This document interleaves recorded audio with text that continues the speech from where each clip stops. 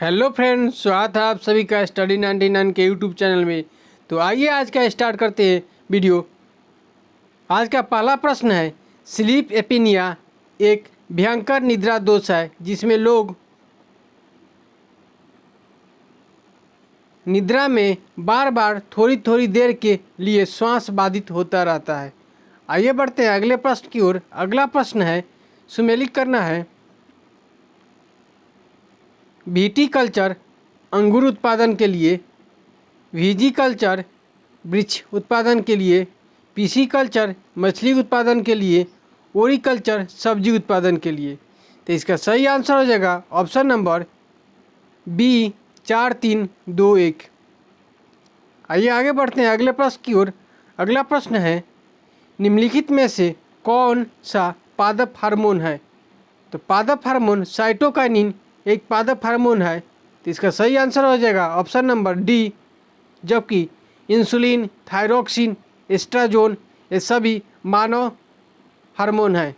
आइए बढ़ते हैं अगले प्रश्न की ओर। अगला प्रश्न है, निम्नलिखित में से कौन सा तना है? तो इसका सही आंसर हो जाएगा ऑप्शन नंबर बी, अदरक। आइए बढ़ते हैं अगले प्रश्न की ओर। अगला प्रश्न है, निम्नलिखित में से किसका उपयोग रक्त कैंसर के उपचार में किया जाता है?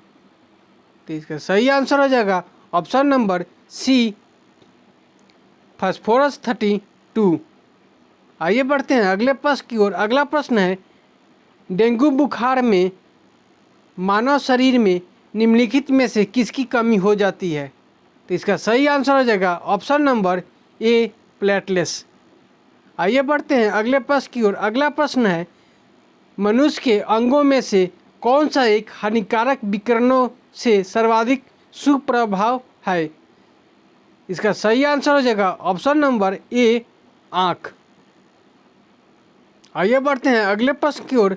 अगला प्रश्न है, निम्नलिखित में से किसे हंसने वाली गैस कहा जाता है? तो दोस्तों इसका सही आंसर हो जाएगा option number B, nitrous oxide. आइए बढ़ते हैं अगले प्रश्न की ओर। अगला प्रश्न है, प्रकाश संश्लेषण का उत्पाद है। तो इसका सही आंसर हो जाएगा option number B, oxygen, O2। आइए बढ़ते हैं अगले प्रश्न की ओर। अगला प्रश्न है, आधुनिक रसायन शास्त्र का जनक किसे कहा जाता है? तो इसका सही आंसर हो जाएगा ऑप्शन नंबर सी, लेबोजियर। आइए बढ़ते हैं अगले प्रश्न की ओर। अगला प्रश्न है, इलेक्ट्रोएन्सेफेलोग्राम EEG निम्न में से किसकी निगरानी के लिए उपयोग होता है? तो इसका सही आंसर हो जाएगा ऑप्शन नंबर डी, मस्तिष्क। आइए बढ़ते हैं अगले प्रश्न की ओर। अगला प्रश्न है, दृश्य स्पेक्ट्रम के तरंगदैर्घ्य की सीमा होती है।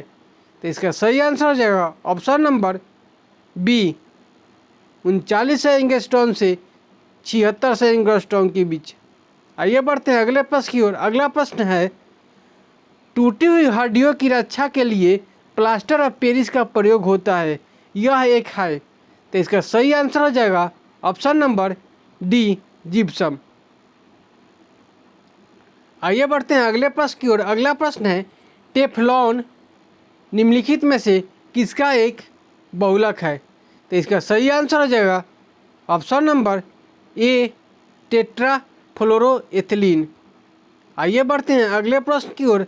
अगला प्रश्न है, वनस्पति में पानी के स्थानांतरण के लिए यह कोशिकाएं जिम्मेदार होती है।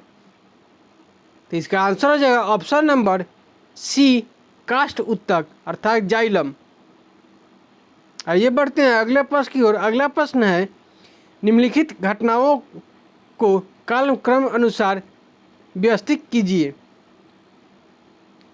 तो दोस्तों इसका हंटर आयोग की स्थापना 1882 ईस्वी में हुई थी, जबकि सैंडलर आयोग की स्थापना 1917 में हुई थी। वुड घोषणा पत्र 1854 में और सर्जेंट योजना 1944 में। तो इसका सही आंसर हो जाएगा ऑप्शन नंबर डी, CAB।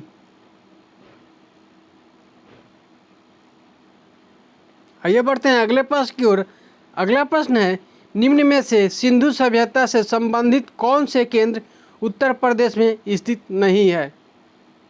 तो इसका सही आंसर हो जाएगा ऑप्शन नंबर डी, आलमगीरपुर और हुलास, जबकि कालीबंगा राजस्थान में स्थित है और लोथल गुजरात में। आइए बढ़ते हैं अगले प्रश्न की ओर। अगला प्रश्न है, निम्नलिखित में से किसने गांधी इरविन समझौते में महात्मा गांधी के लाभ को संतावना पुरस्कार कहा था? तो इसका सही आंसर हो जाएगा option number B, Alan Campbell Johnson.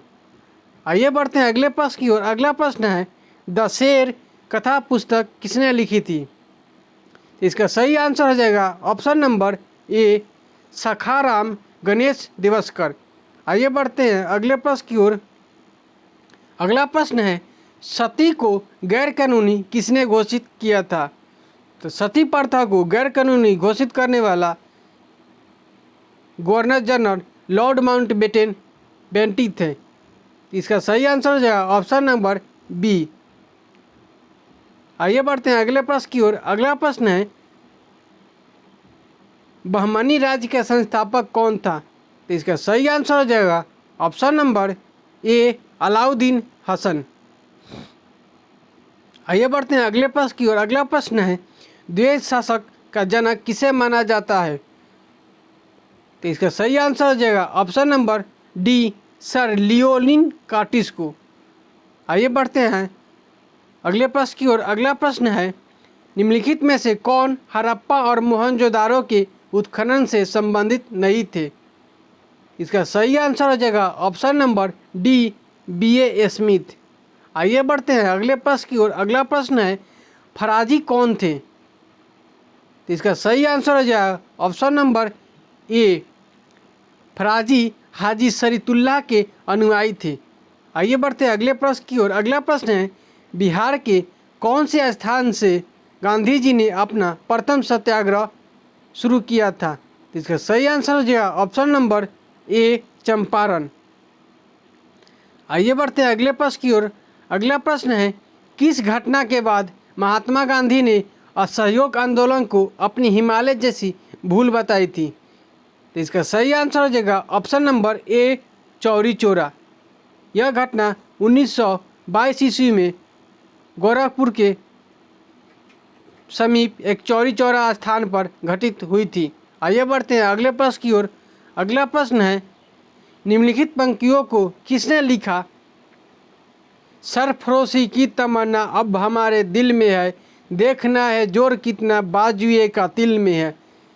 तो सही दोस्तों, इसका सही आंसर हो जाएगा option number A, sir Ram Prasad Bismil.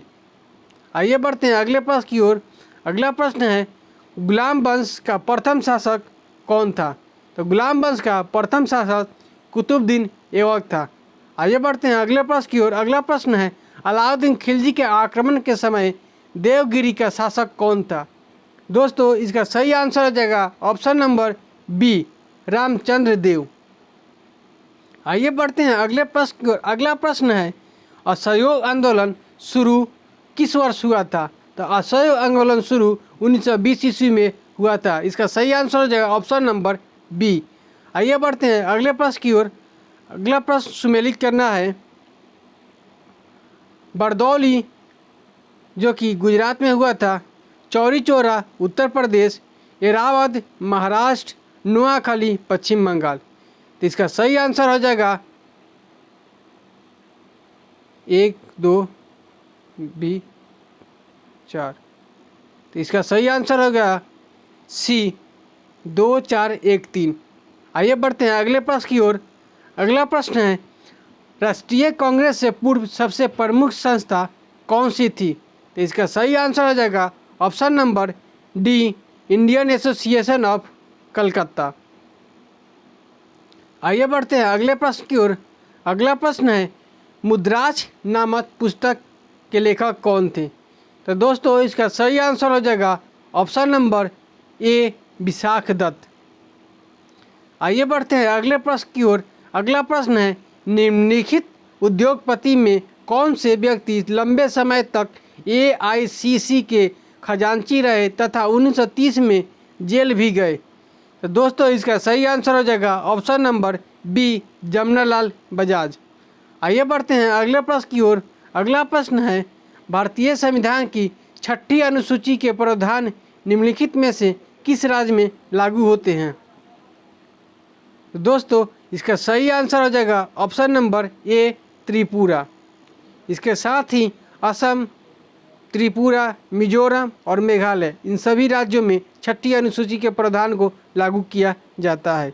आइए बढ़ते हैं अगले प्रश्न की ओर। अगला प्रश्न है, निम्नलिखित में कौन कीटों से प्राप्त नहीं होता है? तो इसका सही आंसर हो जाएगा ऑप्शन नंबर डी, मोती। आइए बढ़ते हैं अगले प्रश्न की ओर। अगला प्रश्न है, भारत की निम्नलिखित मिट्टियों में से कौन सा बेसाल्ट लावा के अपक्षय के कारण निर्मित हुई है? तो इसका सही आंसर हो जाएगा ऑप्शन नंबर डी, रेगुर मिट्टी। आइए बढ़ते हैं अगले प्रश्न की ओर। अगला प्रश्न है, निम्नलिखित प्रजातीय वर्गों में किससे उत्तरी अमेरिका के मूल निवासी संबंधित है? तो इसका सही आंसर हो जाएगा ऑप्शन नंबर सी, मंगोलियाड। आइए बढ़ते हैं अगले प्रश्न की ओर। अगला प्रश्न है, निम्नलिखित में से कौन भारत के प्राकृतिक बंदरगाह है? तो इसका सही आंसर हो जाएगा ऑप्शन नंबर डी, कोची और विशाखापत्तनम। आइए बढ़ते हैं अगले प्रश्न की ओर। अगला प्रश्न है, निम्नलिखित में से कहाँ विश्व का सबसे बड़ा परमाणु तेल भंडार स्थित है? तो दोस्तों इसका सही आंसर हो जाएगा ऑप्शन नंबर ए, वेनेजुएला। दोस्तों चैनल को सब्सक्राइब एवं लाइक करना ना भूलें।